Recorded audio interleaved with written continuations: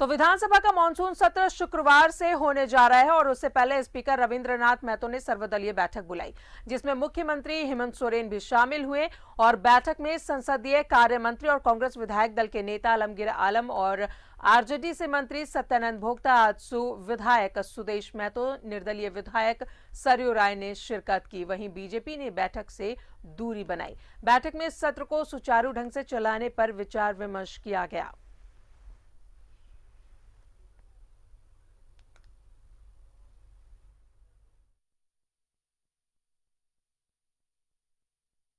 सदन कितना महत्वपूर्ण है और कितना संवेदनशील होना चाहिए, और सरकार पूरी तरीके से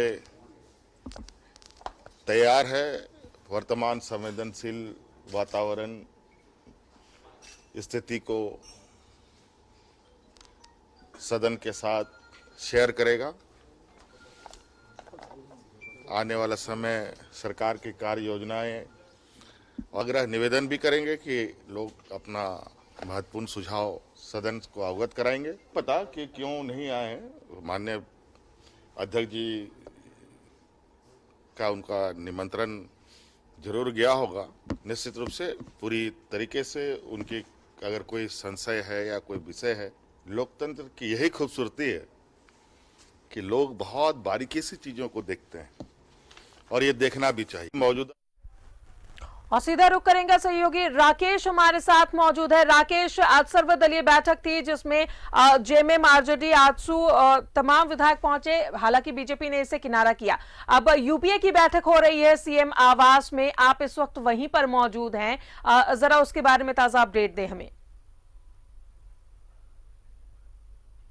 कि अब से थोड़ी देर के बाद जो यूपीए की बैठक है वो शुरू हो जाएगी। हालांकि विधायकों के आने का सिलसिला शुरू हो चुका है। राज्य सरकार के कई मंत्री, चाहे चंपई सोरेन की बात कर ले, मिथिलेश ठाकुर की बात कर ले, ये पहुंच चुके हैं। झारखंड मुक्ति मोर्चा के जो वरिष्ठ विधायक हैं, स्टीफन मरांडी, सविता महतो हैं, ऐसे तमाम चेहरे जो हैं वो पहुँच चुके हैं और कई विधायक जो हैं वो आ रहे हैं। यानी जो विधायकों के आने का सिलसिला है वो शुरू हो चुका है। कुछ मंत्री भी पहुँच चुके हैं और अब से थोड़ी देर के बाद तकरीबन आप कह सकती हैं कि आधे घंटे के अंतराल के बाद यूपीए की जो बैठक है वो शुरू हो जाएगी।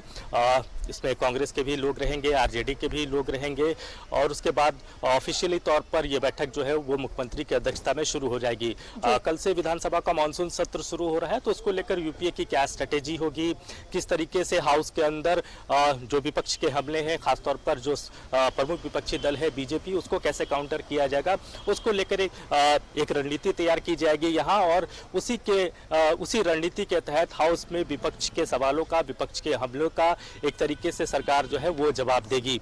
हालांकि जिस तरीके से विपक्ष के तेवर हैं आपको ही पता है, चाहे नियोजन नीति का मसला हो, जो सरकार की नई नियोजन नीति है, उसके अलावे जो भाषा का जो विवाद है, जिसमें जो क्षेत्रीय भाषा जिसमें सिर्फ 12 भाषाओं को रखा गया है, जिसमें हिंदी और भोजपुरी, मगही और अंगिका, ये जो 3 भाषा है, मगही, भोजपुरी, अंगिका, इसको नहीं शामिल किया गया है। तो इसको लेकर भी विवाद है और विपक्ष की तरफ तो इसको लेकर शोर है ही, सत्ता पक्ष के अंदर भी इसको लेकर शोर है। राजदा कांग्रेस के कई विधायक हैं जो इस पर लगातार मुखर होकर सवाल उठाते रहे हैं और ये कहते रहे कि सरकार को इन भाषाओं को भी शामिल करना चाहिए। राज्य सरकार के कई मंत्री भी खुलकर इस मामले पर आ चुके हैं, मुख्यमंत्री को खत भी लिखा गया है। तो संभवतः उम्मीद करनी चाहिए कि यूपीए की जो बैठक अब से थोड़ी देर के बाद शुरू होगी उसमें इस विषय को भी रखा जाएगा।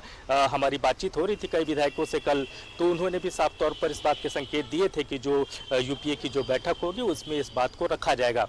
लॉ एंड ऑर्डर का मसला है, रोजगार सबसे बड़ा मसला है, तो ऐसे तमाम मसले हैं जिस पर विपक्ष जो है वो सरकार को घेरने का पूरा एक तरीके से, क्योंकि विपक्ष की भी बैठक हो रही है, बीजेपी की भी बैठक हो रही है, तो उसमें भी रणनीति तैयार की जा रही है कि कैसे इस बार इस मानसून सत्र में, हालांकि सत्र छोटा है, रात सिर्फ 5 दिन का ही कार्य दिवस है, 9 तक ही ये सत्र चलना है जिसमें 5 दिन का ही कार्य दिवस है, तो इसमें कैसे ज़्यादा से ज़्यादा सरकार को काउंटर किया जा सके, उसकी एक स्ट्रैटेजी विपक्ष की तरफ से बन रही है और उसका काट क्या हो सकता है, काउंटर क्या हो सकता है, उसको लेकर आज की इस बैठक में, यूपीए की जो बैठक है जो थोड़ी देर के बाद शुरू होगी, उसमें एक तरीके से रणनीति तैयार की जाएगी। राधा राकेश, मानसून सत्र को लेकर स्पीकर ने सर्वदलीय बैठक बुलाई थी। तमाम पार्टी के जेएमएम, कांग्रेस, आरजेडी, आजसू के विधायक तो पहुंचे थे, लेकिन बीजेपी ने किनारा किया। क्या इशारा कर रहे हैं ये? नहीं, इससे पहले भी आपने देखा होगा जब बजट सेशन को लेकर सर्वदलीय बैठक स्पीकर की तरफ से कॉल की गई थी, तो उसमें भी रिप्रेजेंटेशन बीजेपी के तरफ से नहीं था। बीजेपी की एक ही मांग है और उसी लड़ाई पर बीजेपी अब भी अड़ा हुआ है कि बाबूलाल मरांडी को नेता प्रतिपक्ष घोषित किया जाए। तो उसी बात को लेकर बीजेपी ऐसे किसी भी बैठक से हमेशा किनारा करती रही है, चाहे पूर्व के बैठक की बात कर ले या आज जो स्पीकर की अध्यक्षता में सर्वदलीय बैठक बुलाई गई ताकि सदन सुचारू रूप से चल सके, क्योंकि विपक्ष की महत्वपूर्ण भूमिका होती है सदन चलने में। तो इसको लेकर जो बैठक बुलाई गई थी उससे बीजेपी ने किनारा कर लिया।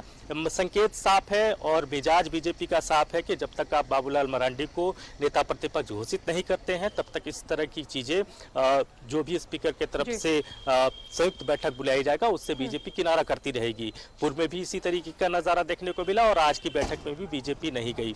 तो ये भी एक मामला है नेता प्रतिपक्ष का जो मसला है बीजेपी का, उसको भी इस मानसून सत्र में बीजेपी एक बार फिर बहुत जोर शोर से उठाने जा रही है और उसको लेकर सरकार की क्या जवाब होगा, इन तमाम मसलों को लेकर अभी रणनीति तैयार की जाएगी। और खासतौर पर बंधु तिर्की को जिस तरीके से कांग्रेस ने कार्यकारी अध्यक्ष बनाया है, उसके बाद से आपने देखा होगा कि आज सरयू राय की तरफ से भी एक बयान आया कि जब बंधु तिर्की को कार्यकारी अध्यक्ष बनाया जा सकता है तो बाबूलाल मरांडी को भी नेता प्रतिपक्ष घोषित कर देना चाहिए।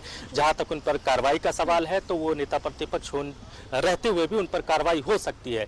तो इस तरीके की बातें निकल कर आ रही है। सरयू राय भी अब बाबूलाल मरांडी के पक्ष में उतर आए हैं। तो इन तमाम ऐसे मसले हैं जिस पर विपक्ष जो है वो आक्रामक पहले भी था। आपने देखा होगा सड़क पर भी लगातार बीजेपी आंदोलन करती रही है। इसके अलावा मीडिया में भी बीजेपी बेहद आक्रामक तरीके से मौजूदा सरकार की रणनीति को लेकर घेरती रही है और हाउस में भी वही कुछ नज़ारा देखने को मिलेगा। लेकिन उसको लेकर वही मैं कह रहा हूं कि काट क्या हो सकता है, कैसे काउंटर किया जा सकता है, कि इनको हाउस के अंदर में मुख्यमंत्री जिम्मेवारी देंगे। तो इन तमाम विषयों को लेकर ये बैठक यूपीए की बेहद महत्वपूर्ण बैठक मानसून सत्र के लिहाज से, जो कि अब से थोड़ी देर के बाद शुरू होगी। राजदा, चलिए राकेश, नजर बनाए रखे। मानसून सत्र कल से शुरू हो रही है, 5 कार्य दिवस है और इसे लेकर विपक्ष हो चाहे पक्ष हो अपनी अपनी रणनीति बनाने में जुटा हुआ है। तमाम ताजा अपडेट आपसे लेते रहेंगे। राकेश, बहुत बहुत शुक्रिया जानकारी के लिए।